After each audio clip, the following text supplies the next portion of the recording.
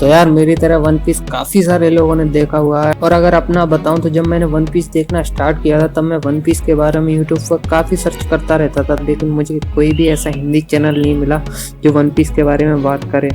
और अभी तक भी ऐसा कोई चैनल नहीं है जिसने वन पीस के बारे में बात की हो, इसलिए मैंने ये चैनल स्टार्ट किया है और यहाँ हम वन पीस के बारे में बात किया करेंगे। तो यार मैं नया हूँ, इसलिए मेरे को प्लीज सपोर्ट करना और सब्सक्राइब करके घंटी जरूर बजा देना। तो आज हम बात करेंगे वन पीस में अवेकनिंग के बारे में। ये भी बात करेंगे कि अगर लूफी अपनी डेविल फ्रूट की एबिलिटीज को अवेकन करेगा तो उसकी पावर्स किस तरह की होंगी। अवेकनिंग बेसिकली एक अपग्रेड है डेविल फ्रूट यूजर्स के लिए। जैसा कि आपको डोफ्लामिंगो वाले आर्क में याद होगा, जब डोफ्लामिंगो और लूफी की फाइट चल रही होती है तब डोफ्लामिंगो डेविल फ्रूट्स की हिडन मिस्टीरियस पावर्स के बारे में बताता है जिसे उसने अवेकनिंग बोला था। डोफ्लामिंगो ने बताया था कि डेविल फ्रूट की अवेकनिंग इसके यूजर की पावर एंड एबिलिटी को इंक्रीज कर देता है एंड ये यूजर की डेविल फ्रूट को कंट्रोल करने की एबिलिटी को भी बढ़ा देता है। हमने वन पीस को स्टार्टिंग से लेकर अब तक पूरा देखा हुआ है और हमें पहले भी कई आर्क्स में डेविल फ्रूट की अवेकनिंग एबिलिटीज को बताया हुआ है। इम्पेल डाउन वाले आर्क में हमने देखा था जब क्रोकोडाइल बोलता है कि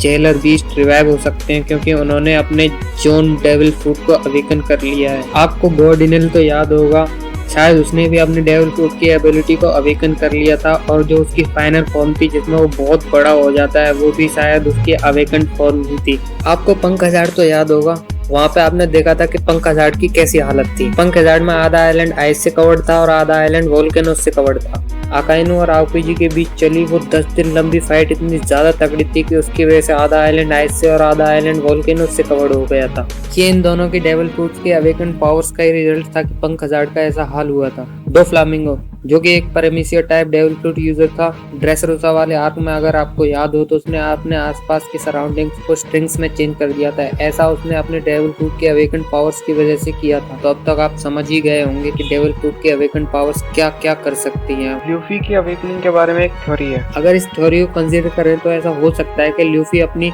अवेकन फॉर्म में अपनी बॉडी के साथ साथ अपने सराउंडिंग्स को भी रबर में कन्वर्ट कर सके और लॉजिया टाइप बन जाए। क्योंकि अगर आप ध्यान देंगे तो लूफी पैरामीशिया टाइप होते हुए भी बाकी पैरामीशिया टाइप डेविल फ्रूट यूजर से थोड़ा डिफरेंट है। लूफी की बॉडी परमानेंटली रबर में कन्वर्ट हो चुकी है जो कि बाकी पैरामीशिया टाइप डेविल फ्रूट यूजर से डिफरेंट है। पैरामीशिया डेविल फ्रूट और लॉजिया डेविल फ्रूट में एक बेसिक डिफरेंस ये है कि लॉजिया डेविल फ्रूट इसके यूजर की बॉडी को कम्प्लीटली किसी नेचुरल एलिमेंट में कन्वर्ट कर सकता है, जैसे कि एस पूरी तरह फायर में कन्वर्ट हो सकता था और पैरामीशिया डेविल फ्रूट में ऐसा नहीं होता।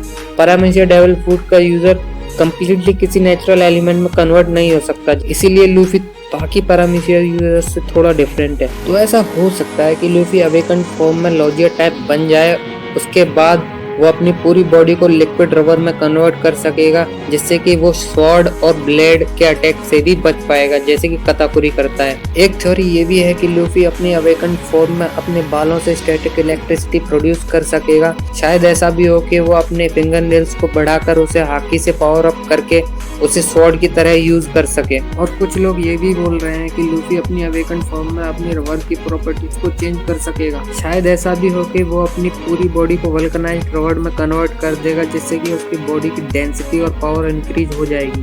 खैर ये सब तो सिर्फ थ्योरीज हैं, बाकी तो आपको आगे सब पता चल ही जाएगा कि लूफी की अवेकन फॉर्म कैसी होगी। तो यार आज के लिए सिर्फ इतना ही। आई होप कि आपको मेरी ये वीडियो जरूर पसंद आई होगी। तो यार लाइक शेयर एंड सब्सक्राइब जरूर करके जाना और हाँ कमेंट बॉक्स में कमेंट करके मुझे जरूर बताना कि आपका लूफी की अवेकनिंग के बारे में क्या ख्याल है। So thanks for watching and Tata.